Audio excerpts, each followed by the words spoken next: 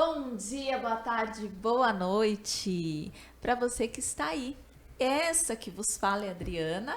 Eu sou a Ariane. E nós estamos aqui para mais um episódio deste novo projeto da família SantaCast. Um olhar para a infância. Aí, muito bom. E esse projetinho muito especial, muito lindo, feito especialmente para a gente olhar e cuidar, né? Acolher pais e crianças. E para você que está assistindo e ainda não é inscrito, se inscreva no canal, dê o seu joinha, compartilhe com aqueles que você acredita que esse conteúdo vai ser relevante. E tem uma novidade, você pode ser membro agora do canal SantaCast, tá? Tem um botãozinho aí embaixo, é só você clicar para se tornar nosso membro.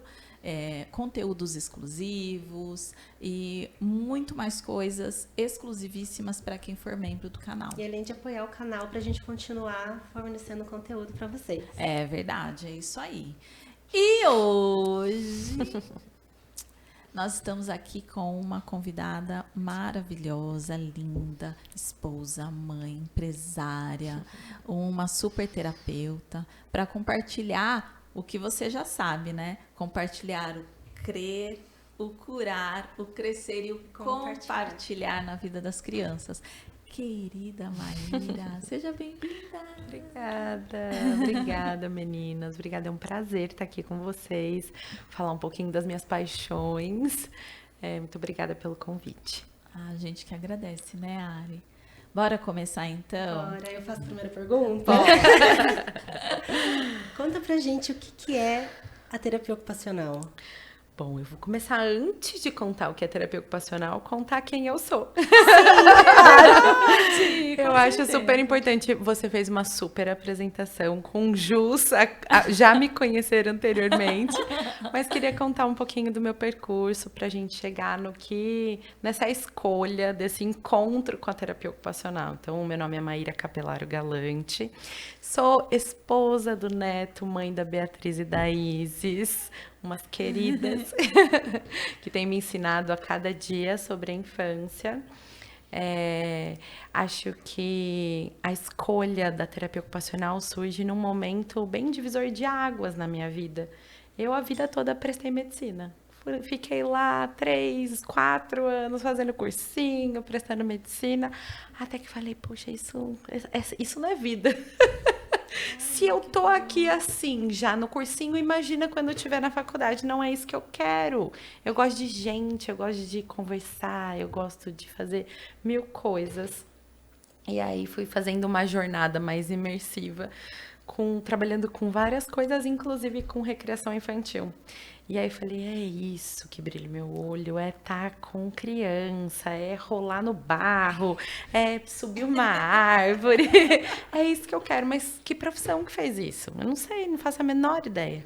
Comecei uma jornada também de uma busca vocacional com um psicólogo, uma orientação mesmo. E ele falou, Maíra, tá claro que você está na área da saúde, é saúde que você precisa. E é saúde que vai realizar os seus desejos. Mas temos isso. Aí eu falava, não, mas não é enfermagem. Acho que não é psicologia. Eu cheguei até a prestar psico. Não é psicologia. Também não é fisioterapia. Aí ele falou, você já ouviu falar sobre terapia ocupacional? Eu falei, nunca. Que é isso?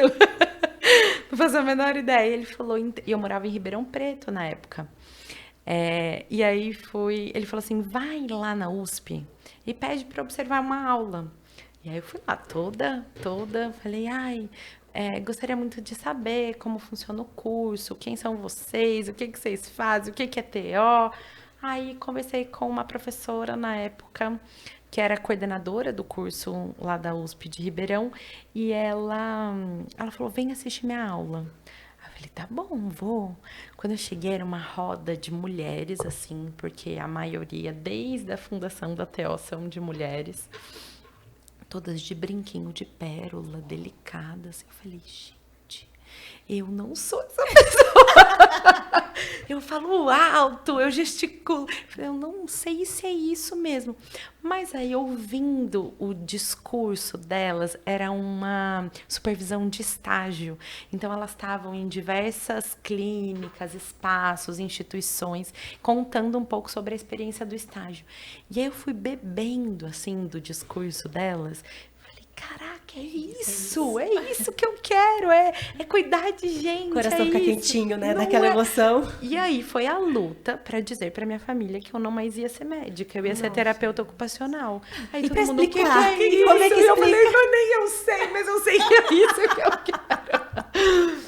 E aí foi um caminho bem curtinho, assim. Eu fiquei 1 ano sem prestar vestibular, sendo recreadora, fazendo um monte de coisa. E no final do ano eu prestei, passei em 3 universidades e escolhi a Universidade Federal de São Carlos, que hoje é considerada a universidade mais reconhecida da América Latina na terapia ocupacional.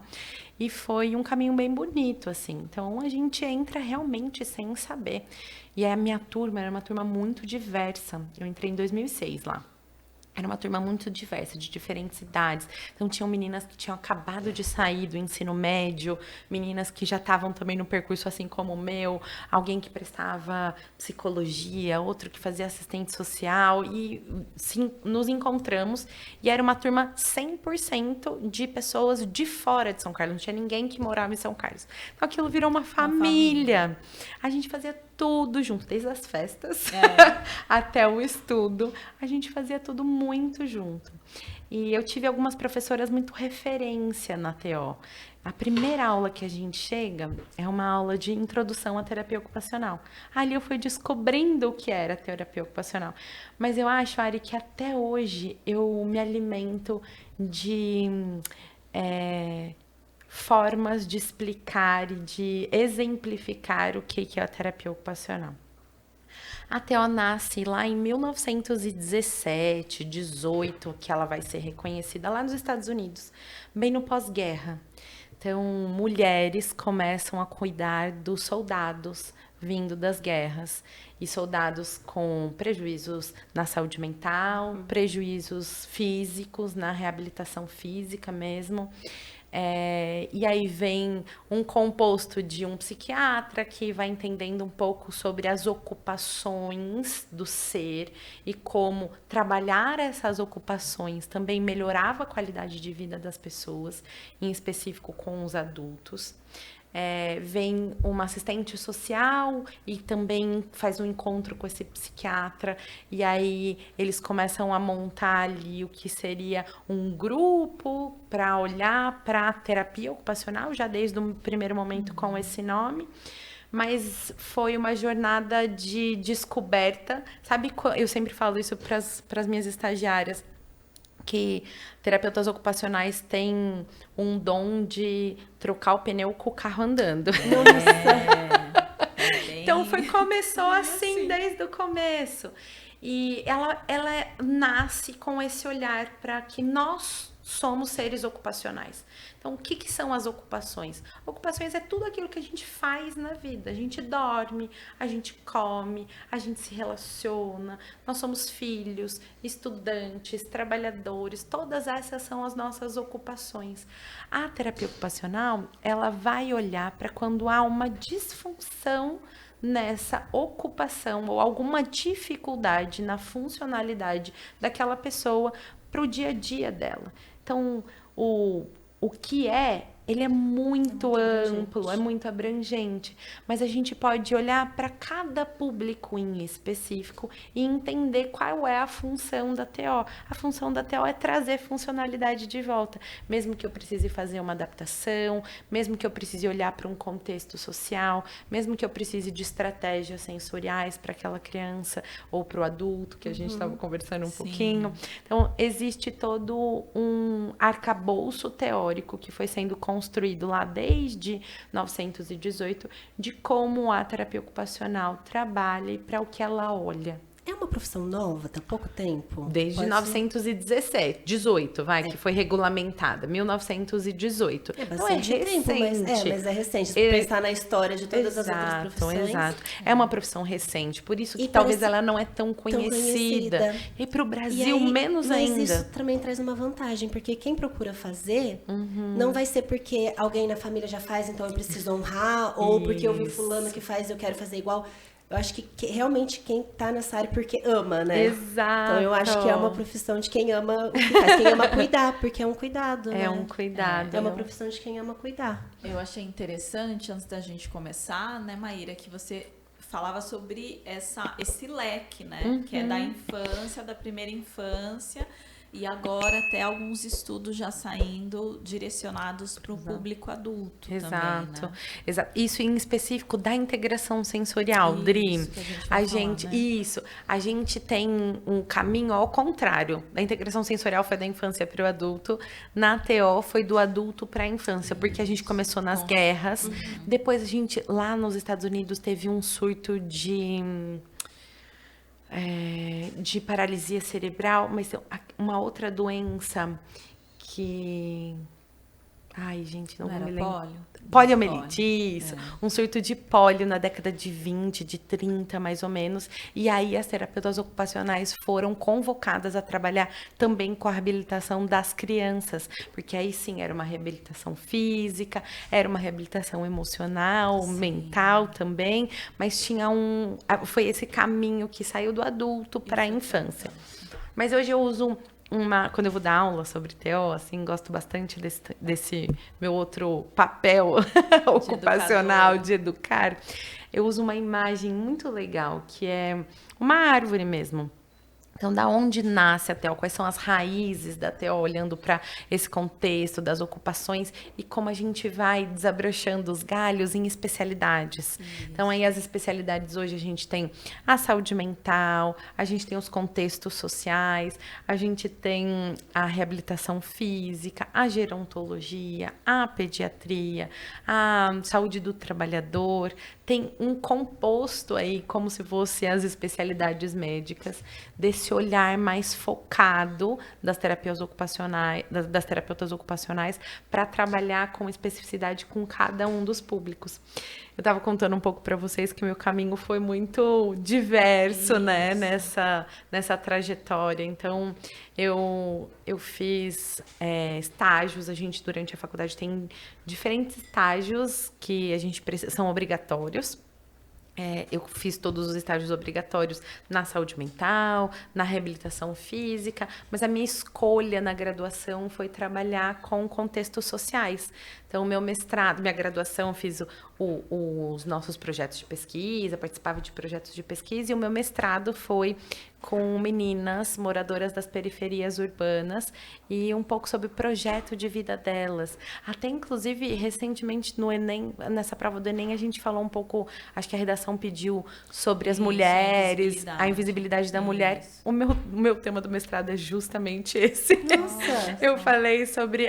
Isso foi em 2012. Eu falei sobre a invisibilidade das meninas das periferias, os sonhos, os desejos, como às vezes os ciclos também se repetem, porque a avó foi assim, a mãe foi assado e ela também é assim, todas elas dedicadas ao cuidado também. E foi muito legal essa trajetória, foi muito importante para a minha formação, mas aí os caminhos de vida, casei, aí não fiquei mais em São Carlos, fui trabalhar com saúde mental infanto-juvenil, num CAPS em Americana. Num CAPS é um centro de atenção psicossocial que trabalha com saúde mental das crianças como todo, então recebe crianças com diagnósticos específicos ou com alguma alteração no comportamento, mas isso dentro do SUS, dentro de um equipamento do SUS. Esse percurso na saúde mental foi muito legal, porque eu participei da infância, depois fui para álcool e drogas, para depois de ser mãe, olhar para o brilho nos meus olhos hoje, que é a integração sensorial. Foi uma descoberta em 2015 para mim. A integração sensorial, se a TO é pouco conhecida, a integração sensorial muito menos, que é uma especialidade. Como que é isso? Como que é feito? Exato. Como a pessoa chega até você? Como que... A integração sensorial, ela nasce de uma terapeuta ocupacional americana, chamada doutora Diners. Ela recebia crianças para o atendimento terapêutico ocupacional, mas que tinham alguma alteração no processo de aprendizagem ou algum distúrbio de aprendizagem. Então, a criança não conseguia reter o conhecimento, não conseguia desenvolver uma escrita adequada, não conseguia parar sentado na cadeira. E tudo isso... Ela foi olhando e ela quis propor um outro modelo de atendimento, não o de treino de habilidades em específico. Eu vou treinar a motricidade fina dessa criança, eu vou treinar a escrita, eu vou treinar qualquer coisa que ela precisasse fazer um treino. Ela falou, não, eu preciso pensar antes disso. O que está acontecendo? Ou o que eu posso oferecer para o meu paciente que... ajude ele de alguma forma. E aí ela se debruçou sobre a neurociência e identificou ali padrões que são relacionados aos nossos sistemas sensoriais e que afetam o nosso desempenho nas ocupações. Então ela começou... o marido dela era engenheiro. Então ela e o marido dela começaram a produzir alguns equipamentos. Por exemplo, um balanço diferente, colocar uma câmara de pneu pendurada, um skate para a criança andar de barriga para baixo. E ela foi implementando esses diferentes equipamentos e vendo que os pacientes dela estavam melhorando. E a escola estava falando, olha, eles estão aprendendo mais. Olha, ele está conseguindo parar sentado. Olha, isso, aquilo, está melhorando. E ela falou, poxa, por que está melhorando isso? E aí ela foi fazendo os estudos dentro da neurociências e olhou para cada um dos nossos sistemas sensoriais. A gente não tem só os 5 que a gente aprende lá na escola, tato, visão, olfato, paladar e audição. Não são só esses 5. A gente aprende só eles porque eles são os mais fáceis de falar, viu, Ari? Mas a gente também tem a propriocepção, o sistema vestibular e o sistema interoceptivo. Esses 3 sistemas, que a gente não fala muito, eles são absolutamente importantes desde a barriga. Desde quando a gente está lá sendo formado, eles já estão tendo seus receptores, e os receptores já estão mandando uma mensagem para o cérebro, e o cérebro já está construindo respostas que seriam adequadas para cada faixa etária do desenvolvimento. Então, esse meu percurso, assim, meio sinuoso dentro da integração sensorial em diferentes áreas, também foi me alimentando de repertório para olhar para as questões sensoriais na infância, que aí é o público que eu já sabia que eu ia chegar e seria a minha realização pessoal mesmo e profissional, olhar para eles com aquela bagagem que eu construí na terapia ocupacional, mas em especial olhar para o alicerce do desenvolvimento infantil, que são os nossos sistemas sensoriais. Quando a gente vai falar desses palavrões, propriocepção. O que é a propriocepção? É a nossa consciência do corpo. É o como eu entendo onde o meu corpo está no espaço. Então, dançarinas maravilhosas têm essa habilidade incrível, que não é o meu caso. Eu acho maravilhoso. Eu sempre sonhei ser bailarina, mas eu sou um desastre. É isso. A minha mãe, coitada, até tentou, mas não rolou. A propriocepção... É uma falha que a pessoa tem?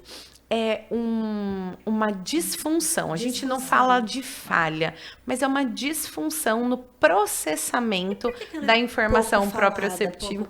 Eu também gostaria de saber. Eu acho que é porque ela é invisível. Porque uma deficiência auditiva... Exato. Né? É óbvio, é fácil de ver, visual, exato. Agora uma física, né? Essa você passa uma vida inteira, ela é estabanada. Exatamente. E eu recebo frequentemente. E a íntero, então, ninguém... Não, interocepção nem nunca. Então, vamos lá. Propriocepção, essa consciência do nosso corpo, inclusive da calibração da força. O quanto eu tenho que usar de força para pegar essa minha caneca que tá cheia de água, o quanto eu uso de força... para um Pegar ovo, para fazer uma escrita, para desenhar de caneta ou de lápis. São forças e calibrações da força diferentes. E a propriocepção também está relacionada com isso.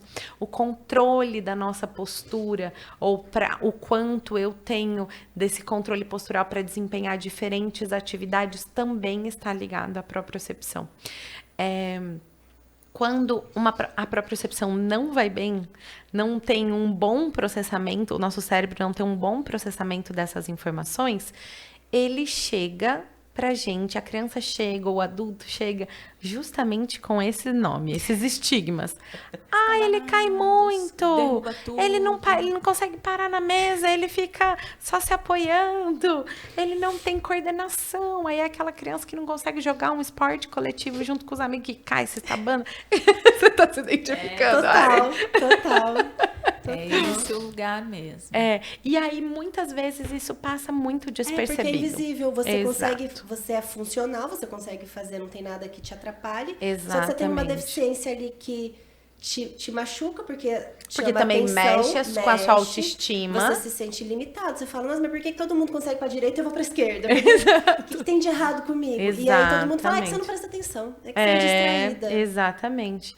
E aí, compondo com isso, ainda tem um sistema vestibular que está localizado dentro do nosso ouvido médio lá. Não tem nada a ver com o quanto eu escuto, com a acuidade auditiva, mas tem a ver com como o meu corpo percebe o movimento. Então, a posição da minha cabeça, movimentos de aceleração e desaceleração. Sabe quando aquela sensação quando você tá subindo no elevador? Subindo de elevador aqui pra chegar na casa de vocês, né? Aquela sensação que você tá... Não sei se eu estou subindo ou se eu estou descendo, ou dá aquele impacto. E mesmo você com o seu corpo parado percebe que você estava em movimento.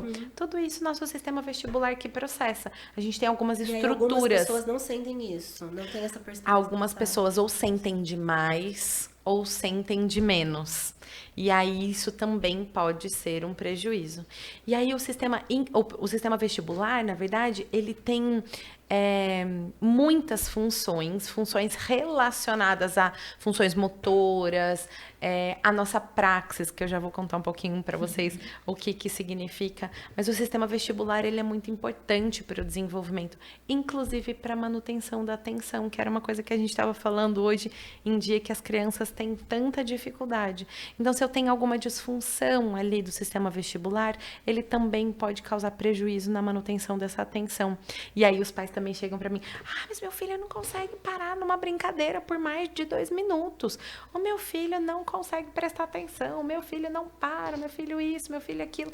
E essas são a coleta da informação quando chega ou para a escola, uma escola um pouco mais atenta, mais refinada, ou para a clínica, que faz a indicação chegar para o terapeuta ocupacional, porque realmente não é uma profissão assim que fala, nossa, eu vi essa criança caindo, vou mandar para o terapeuta ocupacional. Não, de maneira nenhuma. Por isso tem sido nosso esforço, assim, como terapeutas ocupacionais, de trabalhar com as escolas, com os médicos, com psicólogos, com fisioterapeutas, mostrando um pouco mais daquilo que é função da TO, que é do escopo da terapia ocupacional, para aí sim a gente conseguir fazer com que os encaminhamentos cheguem cedo, de forma precoce, que a gente fala que a intervenção precoce faz muita diferença. E pode ser, as pessoas que têm essa disfunção, pode ter diagnóstico errado de TDA? Com certeza. Com certeza, e não só de TDA, de pode TDAH. Não ser TDA, pode ser então uma disfunção nesse sentido, que leve a achar que é e não é. Exatamente. Tanto na infância quanto na fase adulta. Isso é muito corriqueiro, assim, na nossa prática. Não que não exista uma overdose de medicamentos, não, de diagnósticos. Mas hoje em dia a gente, até por desconhecimento sobre essas questões sensoriais. Parecidos com diagnóstico. Exatamente. Aí se eu não tenho um médico, que é quem dá o diagnóstico, né? Se eu não tenho um médico que tá ali, atento, tá estudando bastante, reconhece nas outras profissões como aliadas para que ele faça esse diagnóstico diferencial, a gente muito provavelmente pode ter diagnósticos errados. E ainda o estigma disso, né? Sim. Se a gente está falando de uma criança, ela vem marcada com o estigma de um diagnóstico, principalmente no âmbito escolar. Exato. Que ela é burra, que ela... Eu queria só destacar uma questão aqui que tem muito a ver com isso que você vinha falando, que a gente chega num ponto que é o ponto, que é essa negligência com o corpo. Né? Com certeza. Então, por exemplo, se você falar, e nada contra, estamos todos juntos, tá? Psicopedagogos, estamos juntos. Mas se você fala neuropsicopedagogo, psicopedagogo, ok. Né? E não desmerecendo, é um trabalho incrível e necessário também. Exato. Mas eu vejo, tanto na minha trajetória com a dança e hoje num trabalho que é do movimento, mas com uma via não tão artística, mas terapêutica, vamos dizer assim, como às vezes a gente tem que voltar com o aluno no sentir. E como a gente criou uma cultura que isso não é mais o importante, né? Então eu quero, como você disse, eu quero uma técnica onde eu vou treinar e no final do processo isso vai acontecer. E tem, obviamente, que funciona em alguns casos, né? Mas o que eu sempre gosto de trazer para os meus alunos e enfim, para as pessoas com quem eu converso sobre isso, é e quando não dá. E quanto tempo a gente espera para ver que não tá dando? Acho que isso tem muita importância, porque ainda a gente faltou sobre um sistema, que é o interoceptivo, que é essa capacidade de você perceber dentro do corpo. Se do lado de fora é mais difícil, imagina do lado de dentro. Os nossos receptores estão espalhados pelo corpo todo e eles mandam mensagem sobre eu tô com dor. A dor é onde? Na barriga ou na cabeça? A dor é pro lado direito ou pro lado esquerdo da barriga? A dor é no dedão do pé? Eles mandam mensagem sobre fome, saciedade. A gente está recebendo muitas crianças nesse pós-período pandêmico, ainda não sei se a gente pode considerar um pós, mas muitas crianças com alterações alimentares, muitas crianças. Porque não tem a percepção que tá com fome. Não tem a percepção de saciedade. Come na frente da TV, come com distratores, come. E não percebe, não deixa o corpo mandar a mensagem. Olha, calma, já tô satisfeito. Pode dar um tempinho aí, não precisa me mandar mais energia, não. E a Íntero, eu gosto também da versão do Steven Porges, do trauma, da teoria polivagal, na verdade. Quando ele chama de neurocepção, que numa leitura, para mim, são equivalentes. Mas ele foca na questão da interocepção como também esse radar interno de perceber perigo. Sim, com certeza. Você saber que você está numa situação, eu acho isso tão importante. Sim. Tão importante, porque às vezes a gente escuta, né, de crianças que marcaram encontro no shopping e vão. E aí a pessoa fala, ai meu Deus, como que é isso? Tudo bem, tem terapeuta, tem todo mundo, acolher o pai, acolher a criança, vamos tratar. Mas alguém está olhando para a interocepção? E eu acho que as pesquisas recentes também, Dri, têm falado que o nosso sistema interoceptivo, ele é a raiz do desenvolvimento emocional. Como as nossas crianças estão percebendo as emoções dela, raiva. No caso de autista, que sente menos dor, tem alguns casos, tem a ver com esse sistema ou não? Tem super a ver com esse sistema, mas também tem a ver com o sistema tátil. A alta tolerância à dor é um dos receptores táteis que a gente tem relacionado ao corpo. Tem umas crianças mais sensíveis que uma leve dorzinha de estômago já detecta que é uma gastrite. Tem algumas que já... Crianças não, né? Adultos, que só quando chega numa úlcera que vai perceber aquela dor de estômago. É esse sistema também. É esse sistema. Esse sistema é super importante. E aí, por que eu voltei no interoceptivo? Então, a gente tem 8 sistemas que precisam funcionar. Gente, eu gosto muito de usar palavras mais acessíveis para quando a gente está dando uma devolutiva para os pais, porque eles já chegam... Nós também gostamos. eles já chegam para mim nem sabendo o que é TO. Muito menos o que eles foram para lá. Muito menos o que é integração sensorial. Então, eu tento traduzir um pouco dessa linguagem mais científica, técnica, para que as pessoas possam entender aquilo que eu estou falando.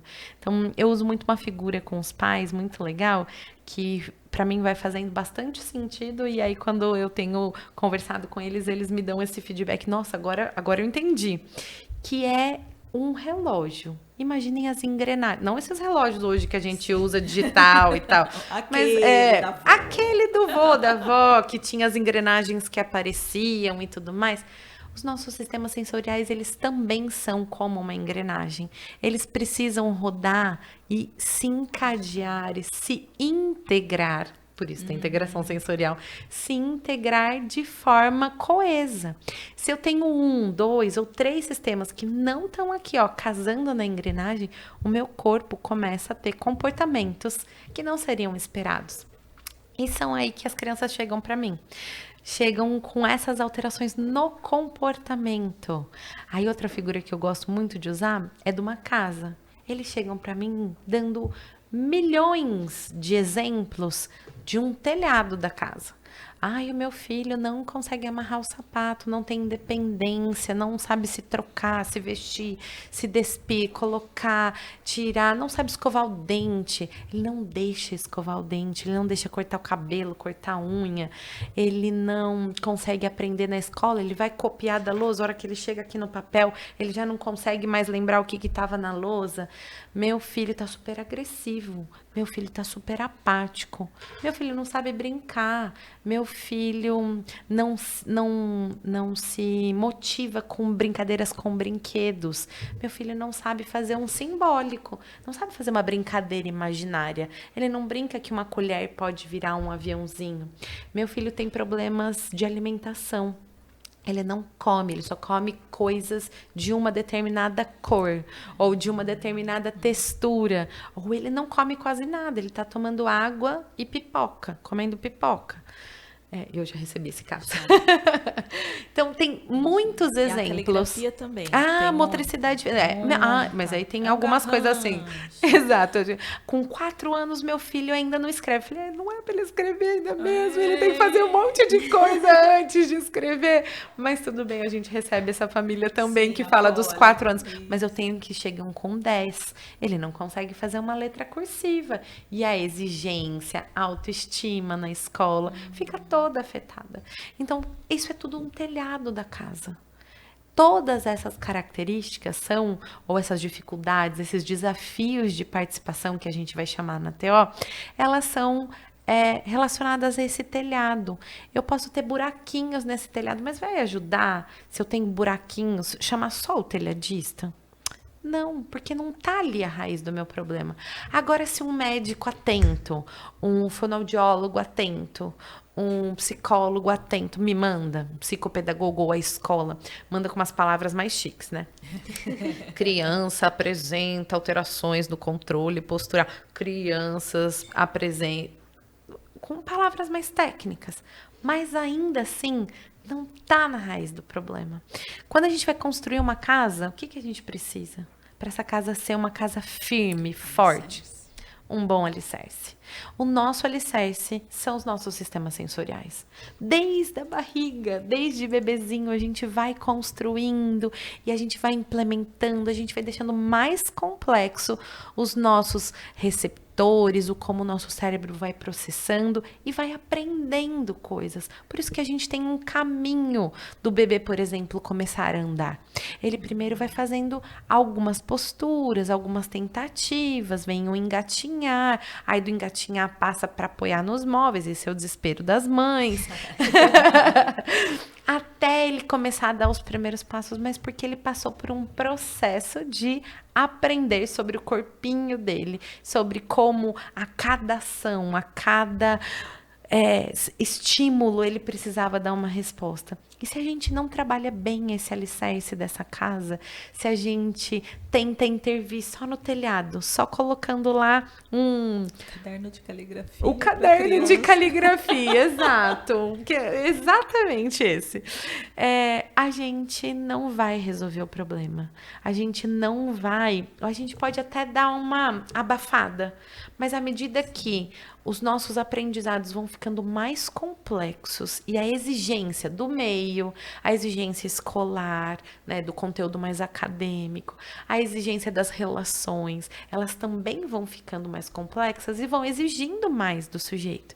Então, o meu olhar para a terapia ocupacional na infância, através do óculos, eu sempre falo isso, eu nunca vou deixar de ser terapeuta ocupacional.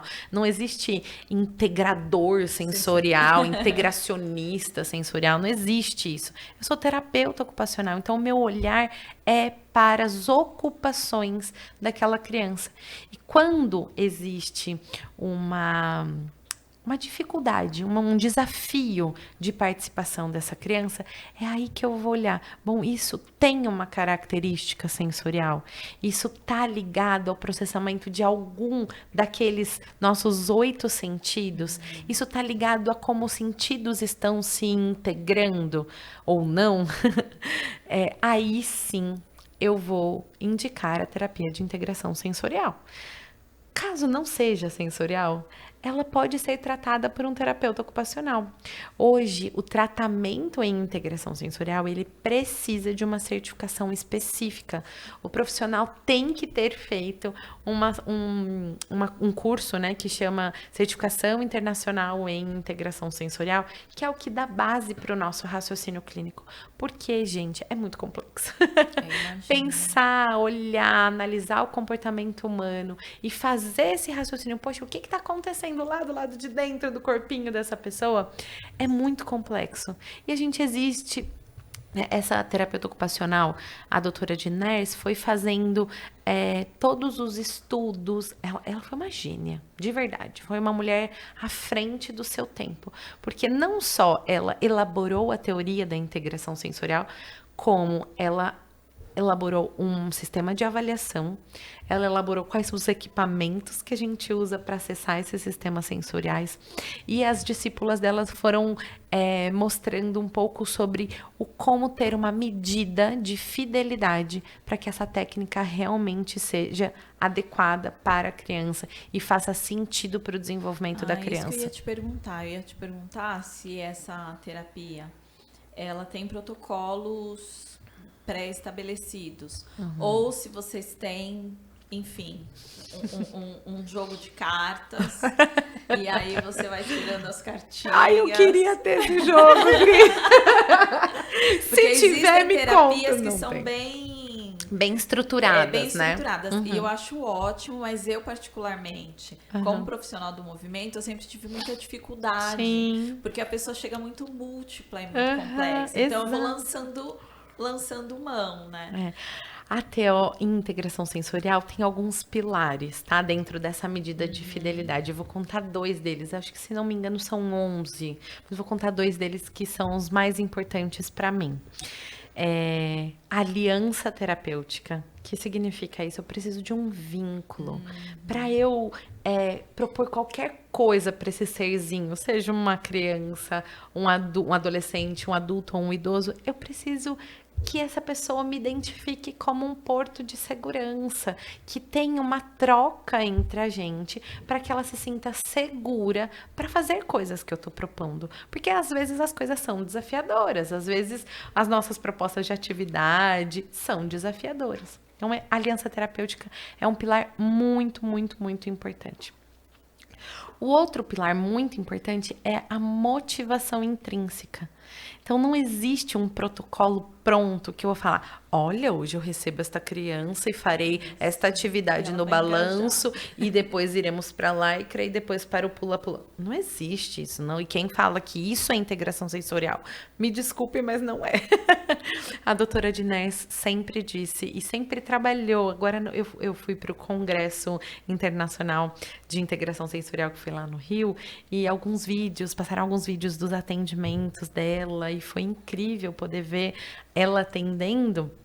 E as discípulas, tudo de cabelinho branquinho, assim, já sabe, tudo aquele telhadinho nevado, aquela coisinha fofa, mas elas podendo contar como foi a vivência delas com essa terapeuta ocupacional, que trabalhava sob a motivação da criança. O que significa isso? Essa criança chegou lá para mim com uma bolinha na mão. A gente vai usar essa bolinha. E aí, quem precisa fazer o raciocínio clínico? Bom, o desafio de participação dessa criança é conseguir pular. Ele não consegue pular ainda. Ele não tem uma boa coordenação ainda de membros inferiores, uma boa estrutura. Ele não consegue tirar os 2 pezinhos do chão. A gente vai usar essa bola. A gente vai colocar a bola no pula-pula, a gente vai colocar a bola na lycra, a gente vai colocar a bola... A gente vai usar o que a criança trouxe como um repertório dela para produzir aquilo que a gente tem na terapia, durante o momento de terapia. Então, não existe uma terapia estruturada. Existe um raciocínio clínico. Não é brincar por brincar. Brincar por brincar, a criança vai para a recreação, a criança vai para a escola.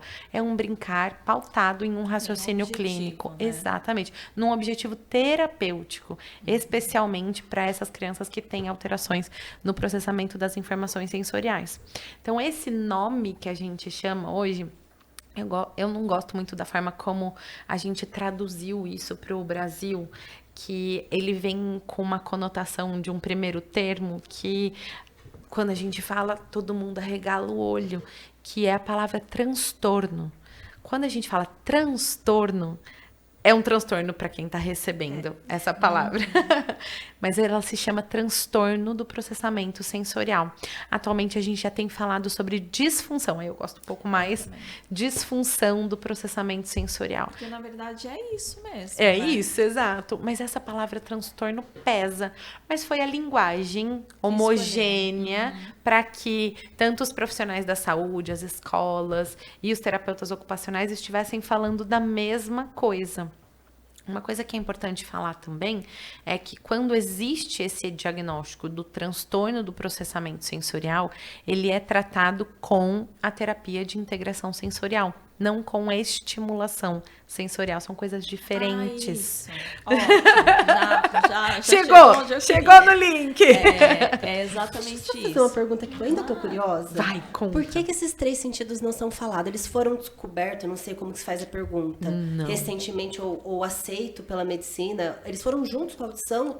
Todos juntos. Só que não foram todos juntos descritos, então? Não foram todos descritos junto, porque eu acho que a gente tem dados científicos mais comprováveis daquilo que é mais palpável, né? Então, a propriocepção, o sistema vestibular e interocepção, acho que foram incansavelmente pesquisados para que sim, eles compusessem toda a terapia. Mas é recente essa? Não é recente, Ari, não é recente. Eu acho que é uma questão mesmo do aprofundamento sobre quais são os nossos sistemas sensoriais. Mas a gente não aprende isso, a gente aprende 5 sentidos. 5 sentidos. Aí eu fiquei pensando, o sistema linfático ele foi reconhecido em 88, então eu fiquei pensando, será que não foi isso? Tipo, antes eles não reconheciam, não se tinha estudo, não falava, e por isso que só se falavam dos 5.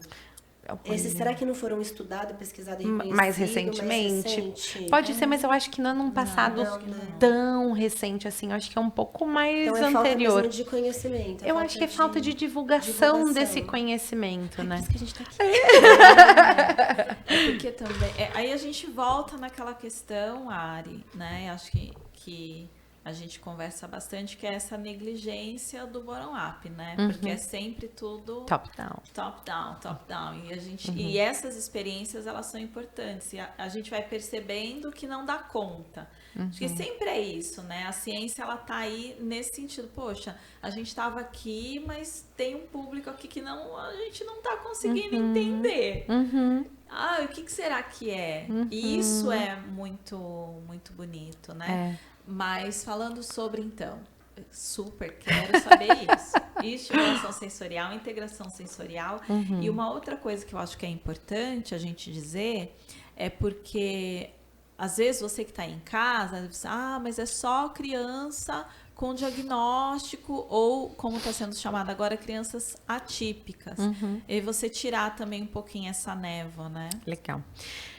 Quando a gente vai falar de um desenvolvimento neurodivergente, a gente pode ter uma diversidade grande de diagnósticos. Então, o transtorno do espectro autista entra, o transtorno do déficit de atenção e hiperatividade entra, as patologias relacionadas a disfunções físicas entram. Então, a gente tem uma gama de questões neurodivergentes que podem afetar como o meu cérebro processa as informações sensoriais.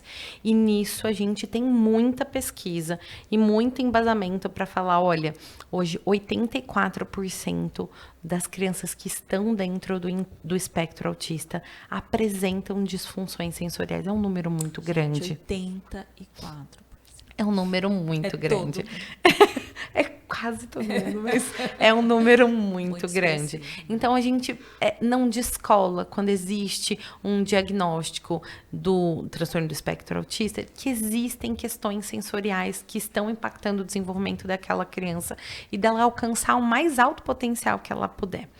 Agora, quando a gente vai falar de uma população que tem um desenvolvimento neurotípico, ainda existe uma porcentagem que ainda está...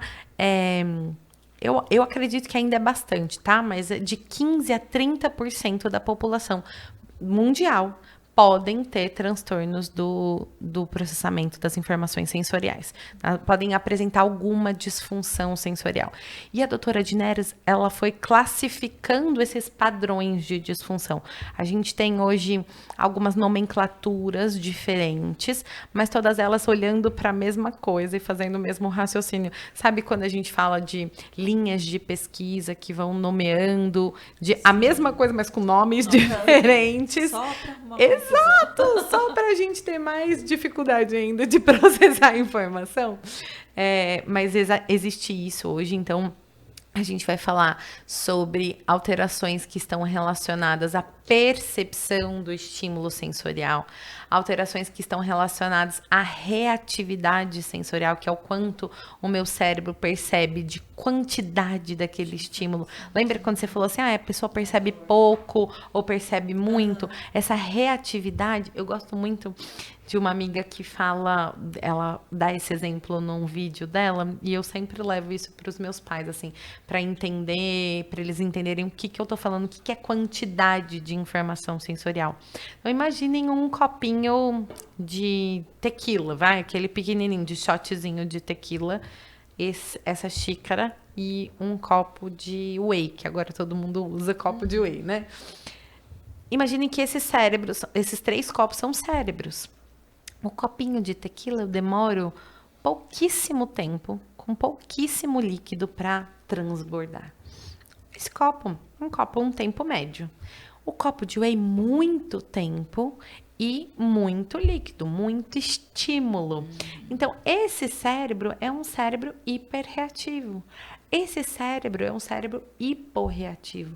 E isso também faz parte do nosso raciocínio para entender se o cérebro está percebendo a quantidade de informação adequada. Quando eu gosto de dar exemplos para as pessoas, para ficar mais fácil entender como identificar e falar, poxa, será que meu filho precisa mesmo de uma avaliação em integração sensorial?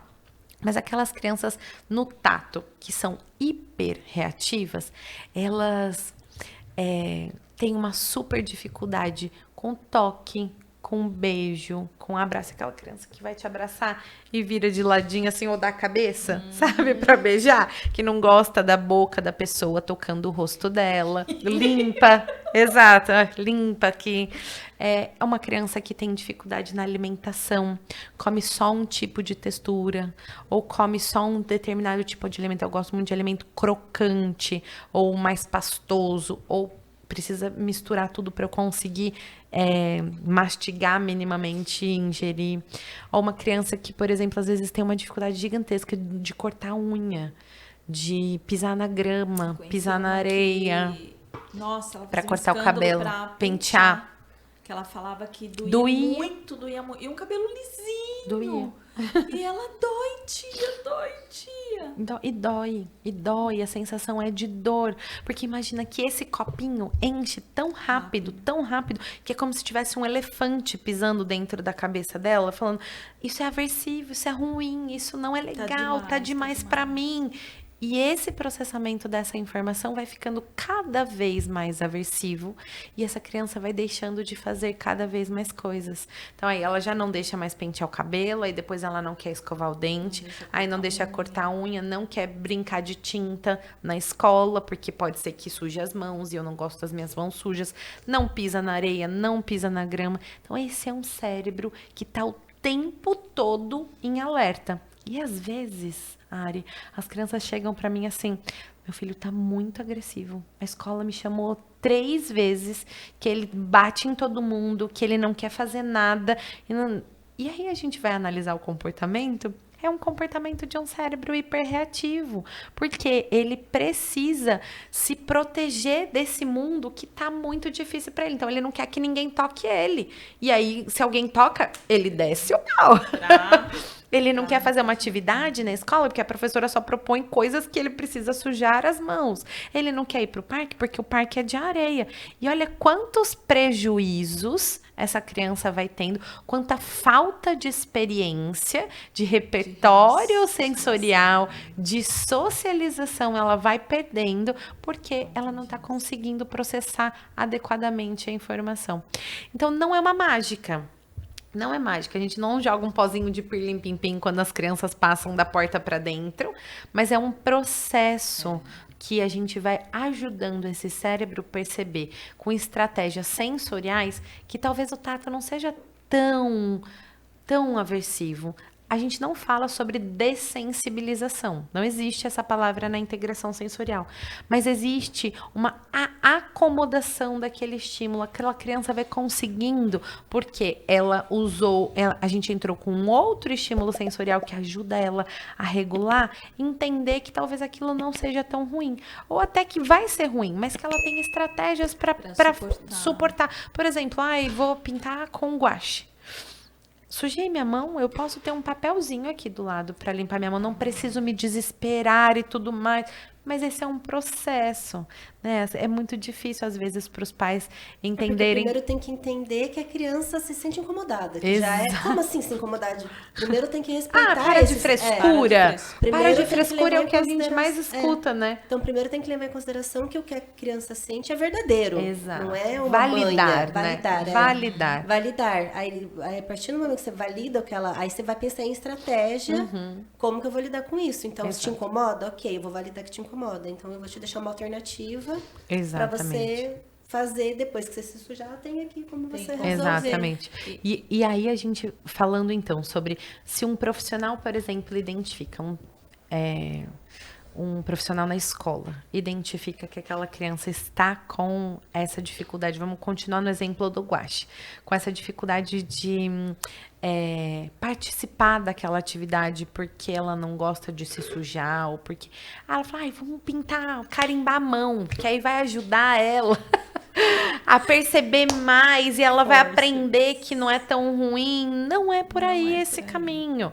Não é. E aí a criança vai criando comportamentos cada vez mais difíceis de serem ajustados para o desempenho da atividade na escola. E aí aquela criança vai recebendo um estigma. Eu acho que isso é uma grande dificuldade também hoje das nossas crianças, o quanto elas estão sendo nomeadas, diagnosticadas e todas usadas possíveis, recebendo esse estigma de que ela é agressiva, de que ela não consegue, de que ela é isso e aquilo. Eu acho que é um papel importante. Eu acho que é um papel importante nosso como sociedade refletir sobre isso, sabe? Sim. Um dos nossos anseios, que a gente conversa muito, né, Ari, é levar esse conhecimento. A próxima convidada, nossa, já dando um spoiler, ela é neuropsicóloga. Ai, que legal. E ela tem dito para mim como ela tem sido procurada por adultos. Sim. Porque ouviram um podcast, viram um corte, como você pontuou, várias questões que podem apontar, não é que são definitivas, mas que podem apontar. E aí a pessoa ouve, né? Fala assim, nossa, mas Sou isso eu. tem muito a ver comigo. Ela tava falando agora e você, nossa, tem tudo a ver comigo. Acho que eu vou dar uma olhada nisso. E ela falou, Dri, estou fazando esse processo com alguns adultos.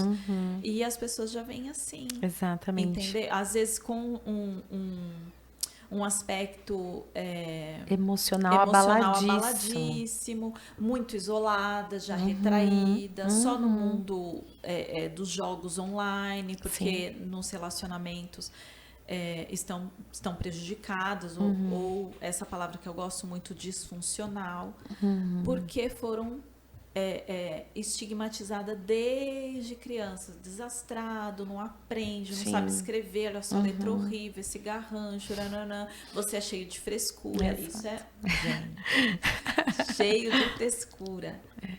Eu não estou dizendo que às vezes possa não ser só um gracejo, mas vamos ter certeza que é? Não, e eu acho que é justamente olhar para essa infância com empatia. Sim, existem fases do desenvolvimento que as crianças vão barganhar, vão fazer manha, e tá tudo bem, isso tá dentro do esperado. Agora, quando não tá dentro do esperado, é que a gente precisa ficar atento. É quando há um excesso, ou quando há um prejuízo, quando alguma coisa sai daquilo que seria esperado para a criança começa a não desempenhar todos os papéis ocupacionais dela como ela deveria. Eu queria voltar naquele seu questionamento de quando é integração sensorial, quando é estimulação, que isso é super importante. A gente tem feito uma militância na TO mesmo sobre a integração sensorial ser feita por terapeutas ocupacionais, que é o profissional que tem a formação para fazer esse raciocínio clínico. Mas os sistemas sensoriais, eles são do ser humano. E qualquer profissão que se debruce sobre os aspectos motores, fisiológicos e sensoriais, eles podem usar como recurso um recurso sensorial, um estímulo sensorial. Isso é do ponto de vista da estimulação. Então eu tenho um paciente que muito agitado e tudo mais, eu vou entrar com um pouco mais de estímulo proprioceptivo para ele conseguir estar mais adequado na minha sessão. Isso significa que eu estou fazendo integração sensorial? Não é isso. Mas hoje lá na clínica, eu não falei um pouquinho sobre a Sensis. A Sensis. Eu falei, né? Sou empresária, mas a gente acabou não falando. A Sensis é uma clínica multidisciplinar, então nós temos hoje lá fonoaudiólogos, terapeutas ocupacionais, minha sócia é fono, inclusive a Érica, beijo Érica, fono, terapeutas ocupacionais, psicólogos, nutricionistas, fisioterapeutas, educador físico, tem uma equipe super completinha, inclusive com as especialidades médicas, a gente está com uma gastropediatra, uma neuro, uma psiquiatra infantil, para este olhar para o desenvolvimento da infância como um todo. As nossas crianças também estão crescendo, então não estamos mais só no público infantil, a gente já está abrangendo aí a adolescência, os pré-adolescentes. Mas com esse olhar, entendendo que os nossos valores são muito caros para a gente, do acolhimento, do afeto, do cuidado integral. E a Sensis nasceu na integração sensorial, né? Então, eu sou a terapeuta ocupacional que fez a formação das outras terapeutas, a minha sócia é fono e também fez uma formação inicial mais introdutória na integração sensorial. Então, a gente levou isso para todos os atendimentos e para a formação da nossa equipe como um todo. Hoje, nós estamos em 50 terapeutas atendendo um público público bem diferente, com 3 projetos distintos.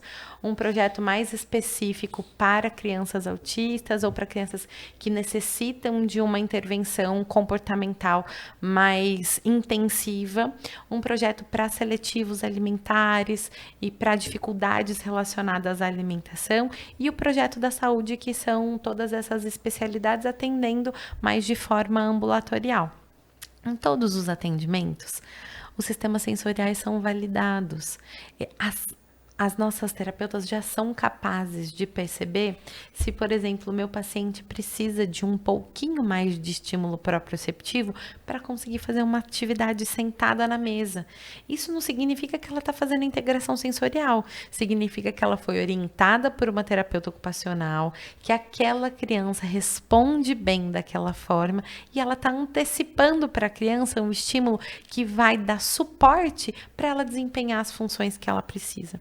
Então, isso é uma coisa muito bonita da Senses, de como a gente vai usando o recurso sensorial para direcionar e para validar quais são os perfis sensoriais de cada criança.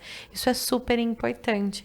Então, a estimulação sensorial, ela pode ser esse recurso utilizado por profissionais que não são terapeutas ocupacionais, ou até, às vezes, por terapeutas ocupacionais que não têm a formação em integração sensorial.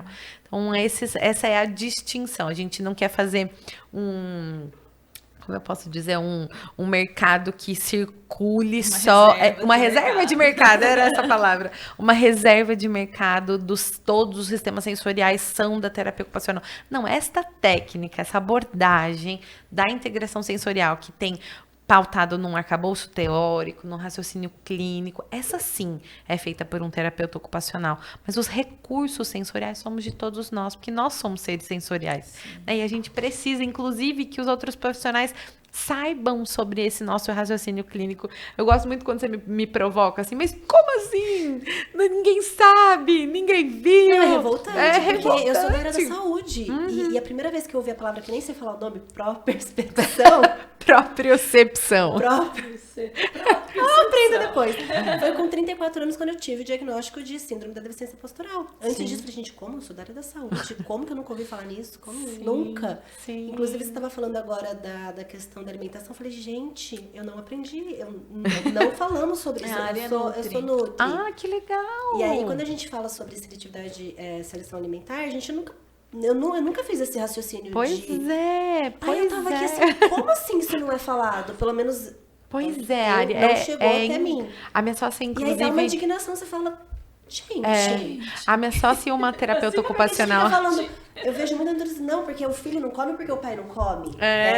Não é assim.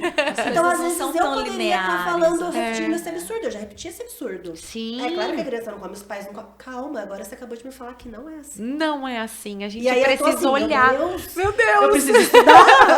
Mas quando que acontece isso? É exatamente isso. Pode ser que a criança não coma porque não haja oferta em casa, pode. Mas e quando há e a criança não? Sim. Então são esses entraves que eu acho que são maravilhosos. Vou contar. É muito superficial. O seu filho não come porque você não come? Vou contar uma experiência pessoal, tá? Eu sou super seletiva alimentar. Super, super. E vivi com o meu pai, assim, aquela coisa bem anos 80, de que você não vai sair da mesa até acabar o prato, você não vai pra escola se você não tomar esse café da manhã de uma gemada com... Mas é isso, assim, então, na minha casa havia a oferta e a obrigação. Hoje, gente, eu super me respeito, porque eu não tenho mais meu pai aqui presente, mas eu sou muito seletiva alimentar, eu não consigo com determinadas texturas, determinados sabores. O olfato me atrapalha muito. E não é frescura, não é frescura. Minha sócia até já tá falando que eu preciso de uma intervenção. Porque já tá demais. Já tá demais. E o problema é que agora eu tenho uma filha. E Isis anda também escolhendo. Então tem uma coisa assim que as crianças também espelham os nossos comportamentos. Mas não é só por aí. A gente não pode parar o raciocínio só, não come porque porque o pai não come, não come porque a mãe não oferece, não come porque... Não, a gente precisa entender a estrutura dessa boca, se ela consegue fazer movimento de lateralização de língua, de mastigação adequada, se essa língua está percebendo o alimento com mais tempero, com menos tempero, se tem uma questão olfativa, se tem uma questão visual. Eu tenho crianças seletivas alimentares pela questão visual que atrapalha, porque ela não pode ver os alimentos se encontrando, então tem que estar tudo separadinho no prato.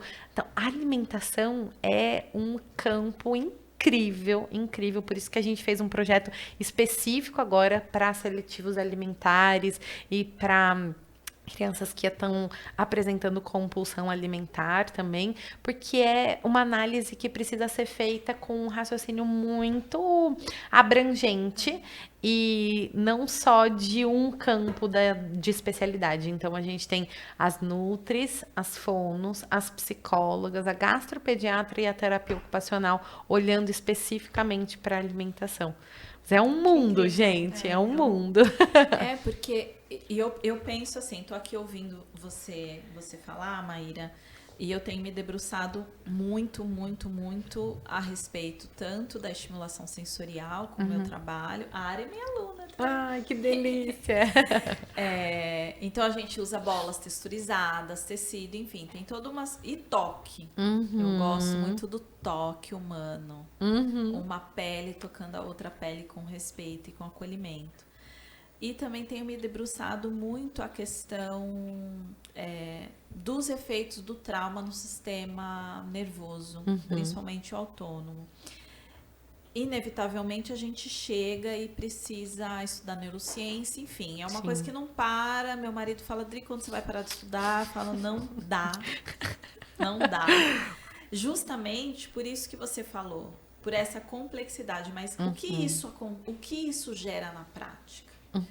Isso gera, no seu caso, um paciente, no meu caso, um aluno, que se sente seguro. Sim. E a gente precisa pensar e refletir muito sobre isso.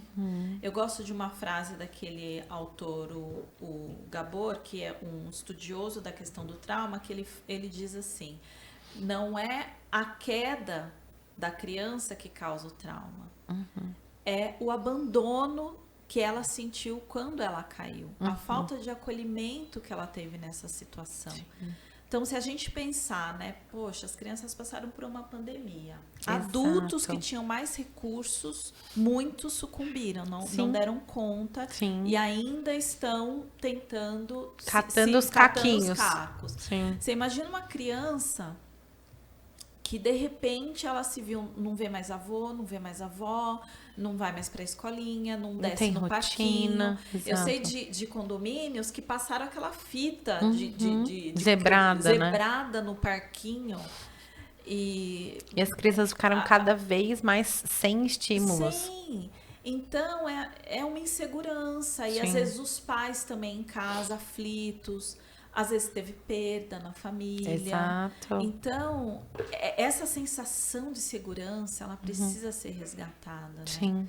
E aí, olha, eu vou pegar esse gancho para... Imagina quando uma criança que apresenta uma hiperreatividade relacionada a um sistema e ela é o tempo todo violentada, dizendo que ela precisa sim colocar aquele vestido de fita, ela precisa sim fazer a atividade, e o quanto ela vai sofrendo pequenos traumas, porque é essa sensação dolorosa que existe mesmo, tipo, isso tá muito aversivo para mim, e a criança não tem voz, não tem... Isso quando a gente fala de crianças que estão dentro do espectro ainda, que são não verbais, isso se intensifica mais ainda, né? Então, existe esse movimento mesmo de olhar com respeito, com cuidado, com um olhar mais digno para essa comunicação que precisa acontecer, mesmo que ela não seja verbal, e que aquela criança seja respeitada no que ela está dizendo, no que ela está sentindo. Eu acho que isso é super importante para qualquer profissional da área da saúde.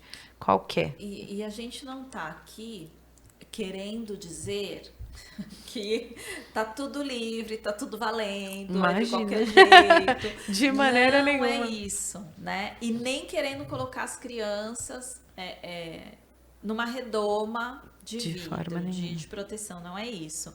É experiências com segurança, com supervisão amorosa, né? A gente cresceu, né, com o policiamento. Você tem que se policiar. Não, gente. A gente só quer um olhar caloroso, amoroso ali, né? No caso de quem é profissional, é importante você, pai, que vai procurar um profissional, né? Saber da formação desse profissional, porque infelizmente nós temos excelentes profissionais aqui, nós só vamos trazer excelentes profissionais, né? Mas enfim, existe um mercado, a cidade de Campinas, que é o nosso foco, trazer profissionais de Campinas é uma imensidão, mas você como pai tem que estar atento, por isso que a gente trazendo a Maíra, vamos trazer outros profissionais aqui, porque a gente conversava antes da gravação, né? Dessas promessas. Exato. Dos milagres. Né? Vem aqui que eu vou te dar um remedinho, vai dar tudo certo. Eu acho que a medicação, ela é um recurso, ela é importante quando bem colocada, mas essa coisa indiscriminada, né? Eu fiquei 10 anos no ensino público de educação fundamental. E eu lembro que no meu penúltimo ano, trabalhando com movimento, com dança. Eu lembro que no meu penúltimo ano, eu tinha uma classe de primeira série com 20 alunos e 7 crianças que estavam medicadas.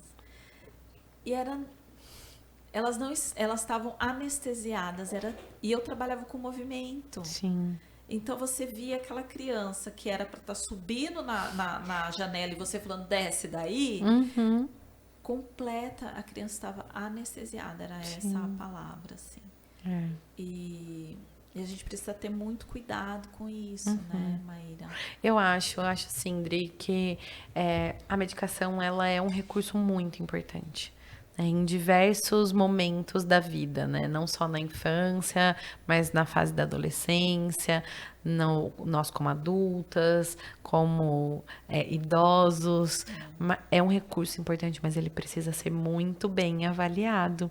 Então, quando você diz, olha, analisem quem é esse profissional, o que está por trás dele, eu acho que esse é um fator muito, muito importante para a gente levar em consideração, sim.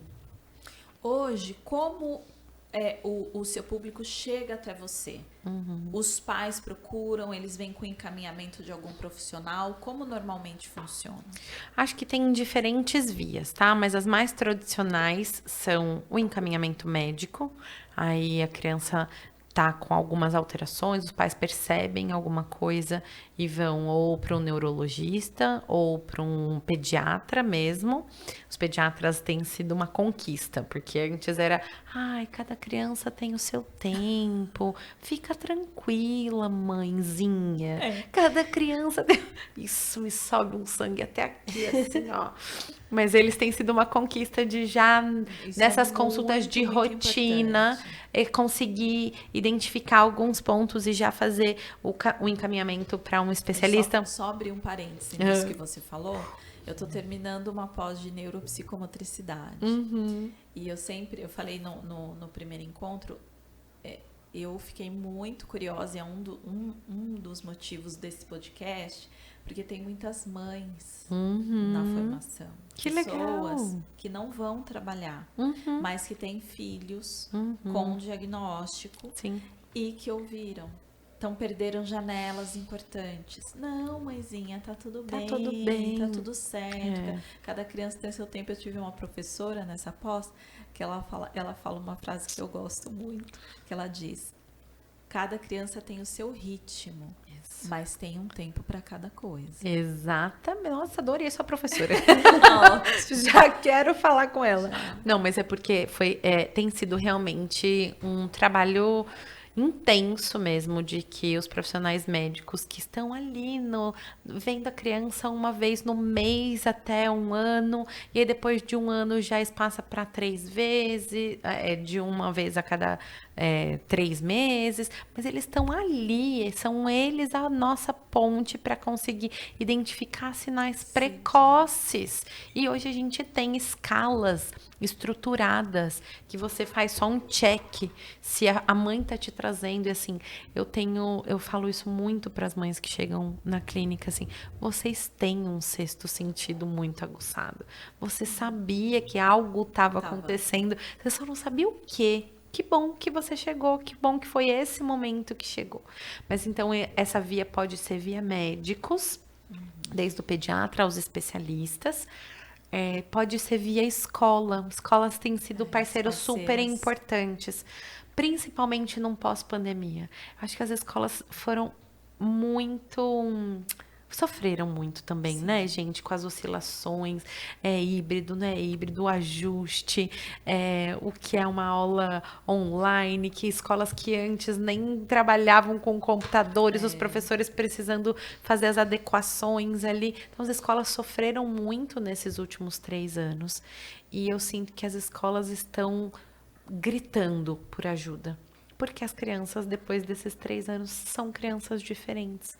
São crianças que antes, quando a gente tinha um plano para um segundo ano, um plano para o 3º ano, com habilidades e aquisições do aprendizado em específico, elas eram antes da pandemia. As crianças de agora não estão alcançando isso. E aí a escola está tendo que se reinventar.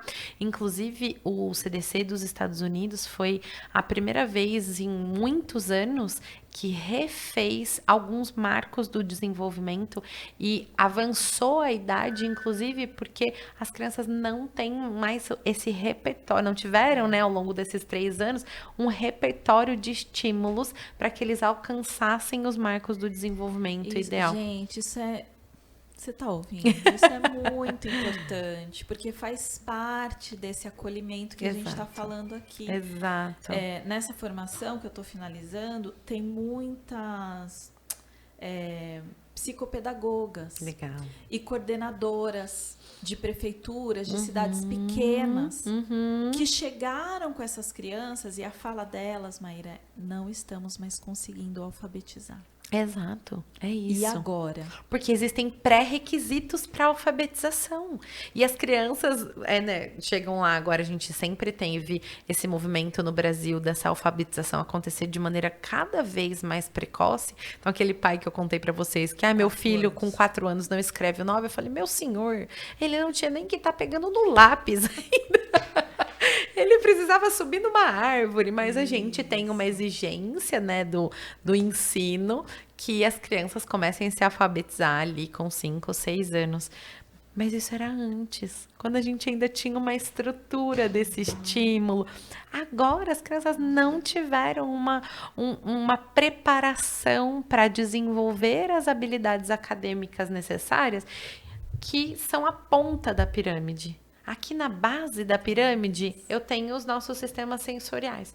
Aí aqui eu tenho uma evolução motora, postural. A ponta da pirâmide são as nossas habilidades acadêmicas. Se a minha pirâmide aqui embaixo tá faltando uns pedacinhos, como que eu vou exigir dessa criança habilidades acadêmicas? Então, as escolas têm sido parceiras muito importantes, gritando por socorro mesmo, de encaminharem sem...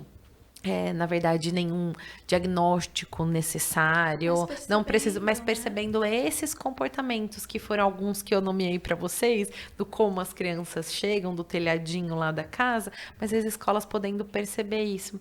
Fiz uma formação com professores também durante esse período de pandemia de uma escola daqui de Campinas, que foi muito legal. Então, a gente construiu, inclusive, como eles podiam observar, o que eles precisam observar, Para quem? E quando eu observo algum comportamento, para quem que eu encaminho? É para o psicólogo? É para fono? É para TO? É para nutri? É para quem que eu encaminho? Então foi muito legal essa formação. Eu acho que isso precisaria ser feito em massa, né, nas escolas, para justamente os professores serem capacitados para perceber e a gente agir sempre com maior rapidez para que essa intervenção precoce a gente pegue essa janela de neuroplasticidade da criança, que o cérebro começa consegue fazer outros caminhos. A gente fala que na integração sensorial, imagine que você está num campo com mato bem alto. Todo dia você passa no mesmo caminho. Dri todo dia passa de mãozinha dada a Kari no mesmo caminho. Se você olhar de drone lá em cima, antes eu falava outra coisa, agora eu já estou usando o drone, me atualizei. Se você usar de drone lá em cima, você vai ver uma clareira, né? Esse é o caminho que o seu cérebro vai fazendo de acordo com o seu repertório de possibilidades para uma determinada habilidade. Ele aprendeu a fazer aquilo. Não é que a integração sensorial vai falar, opa, caminho fechado, não pode mais entrar por esse caminho. Não, a gente vai apresentar para esse cérebro outras possibilidades, outras experimentações para que seja menos custoso, com menos gasto energético e com mais eficácia, que essa criança consiga desempenhar adequadamente cada um dos papéis ocupacionais dela. Ai, tô adorando esse papo. Isso é muito lindo. Sabe que tem uma pesquisa nos estudos de dança e de neurociência, que eles pegaram 3 grupos, um profissional de balé, um amador e pessoas que não dançavam. E o estudo era o seguinte, eles observavam uma sequência de dança e tinham que reproduzir.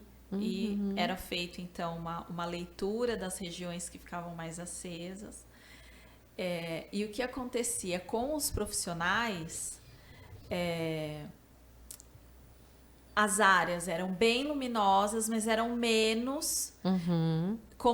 E o resultado dizia assim, que o profissional, ele via o vídeo e o cérebro dele já estabelecia os caminhos mais rápidos, mas eram bem luminosos, então estavam bem ativados, ao contrário dos outros grupos, né?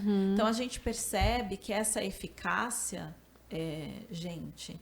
ela vem da prática. Exato. A gente vai aprendendo a ser mais eficiente conforme a gente pratica, né?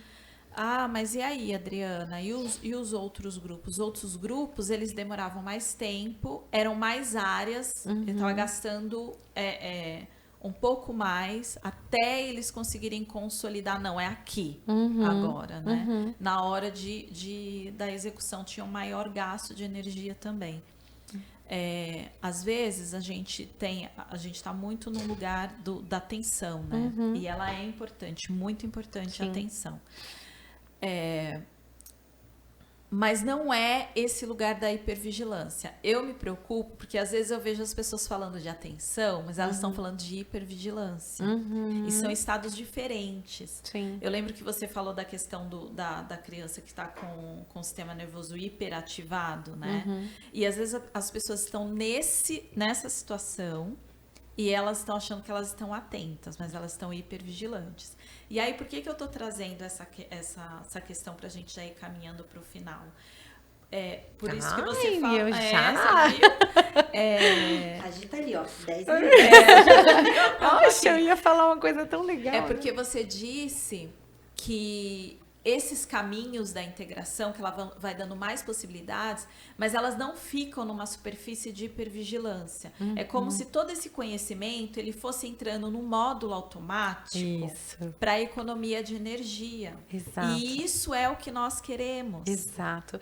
Eu posso pegar um gancho agora, então, para finalizar com chave de ouro, porque foi um termo que eu não falei, que a gente precisa se dedicar muito a pensar, nós terapeutas ocupacionais, na nossa intervenção, que é sobre a praxis. A praxis é nossa habilidade de aprender a fazer coisas novas a partir do repertório interno de possibilidades que a gente vai criando. Imagine que lá desde bebezinho a gente vai criando uma biblioteca na nossa cabeça e você fala, isso é para isso, isso é para isso, isso é para isso. E um dia chega numa sala, minha sala, que tem umas coisas penduradas, tem um negócio que parece um pneu pendurado, mas o que será que é isso? Isso parece estar pendurado, parece um balanço, mas eu não sei o que é balanço. Não sei se isso realmente é um balanço. E aí a gente vai identificando, a partir do nosso repertório interno, possibilidades e tendo ideias. Essa é a primeira fase da praxis. É a nossa ideação. É a capacidade de ser criativo, sim, mas de juntar aquilo que eu guardei na minha memória de possibilidades e mostrar que aquilo pode ser uma coisa útil. Então, as crianças, elas fervem em ideias. Fervem. É quase que fiozinho desencapado, juntando, assim, ó. E é isso que a gente quer da infância. Porque elas estão construindo esse repertório.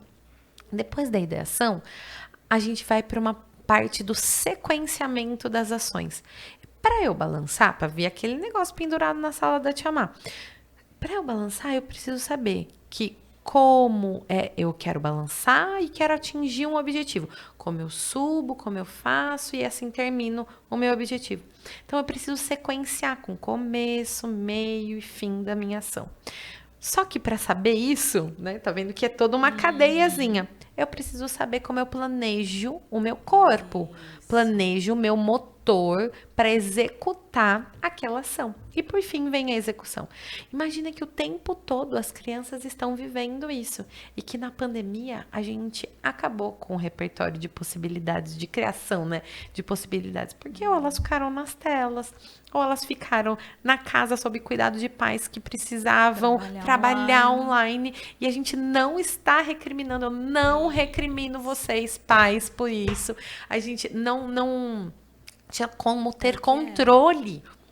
Mas eu acho que ainda assim a gente vai colher consequências desse período que as crianças ficaram sem essas possibilidades serem criadas nesse repertório interno. E a praxis, ela é muito importante o tempo todo para a gente desenvolver e complexificar as nossas ações. Então, quando você fala, por exemplo, desse estudo, quando eu sou profissional da dança, eu já passei por um repertório incrível. Então, eu já bato o olho, eu já sei qual é o movimento, como eu faço, como eu devo para executar aquela ação final. Mas quando eu estou aprendendo, eu posso ser criativo naquilo que é o movimento que está sendo exigido, até eu chegar num caminho de menos custo energético. Então, a praxis precisa ser olhada e ela depende absolutamente dos nossos sistemas sensoriais estarem organizados e integrados. Então, se eu não tenho a engrenagemzinha funcionando, a minha praxis também não vai funcionar adequadamente. Entendi.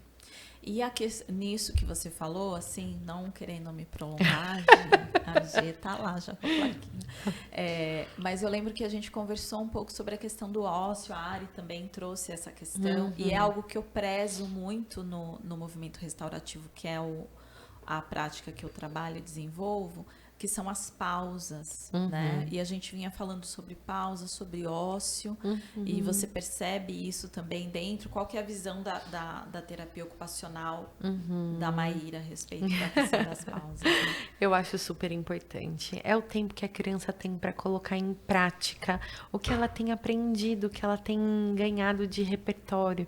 Então, é no ócio, né? É na pausa que a gente consegue descansar o cérebro e colocar em prática os processos de aprendizagem que estão acontecendo. A gente tem um caminho sendo feito da infância, que essa infância precisa ser produtiva. Então, aí faz inglês, faz natação, balé, judô, aí tem um tal de personal kids agora. Tem treinamento do cérebro. Sudoku, como que é? Kumon. E não sei, são coisas importantes, são coisas muito legais, mas a sua criança não precisa fazer tudo, não precisa fazer tudo ao mesmo tempo.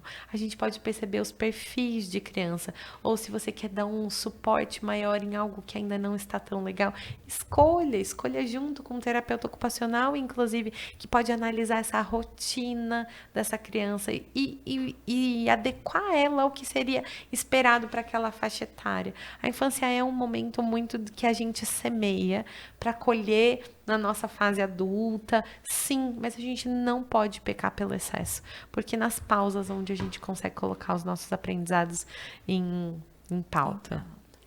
Maravilhoso, né, Ari? A gente podia ficar aqui. Aí me chama mais uma vez. Mais uma. Deixar um recado para os pais, quais sinais eles têm que ficar atentos, que observa nas crianças para procurar você, quando é a hora de procurar um TO? Legal. Essa pergunta a gente pode ficar mais uma hora falando. Vai ter que voltar. Não, mas eu acho que é super importante a gente encerrar com isso mesmo, Ari, porque às vezes as coisas podem parecer muito pequenininhas. E a gente vai deixando até que chega pra gente com uma complexidade de questões bastante importantes. Então, os pais podem procurar um terapeuta ocupacional, me procurar sempre que houver alguma disfunção na função de um papel ocupacional. Minha criança não dorme bem.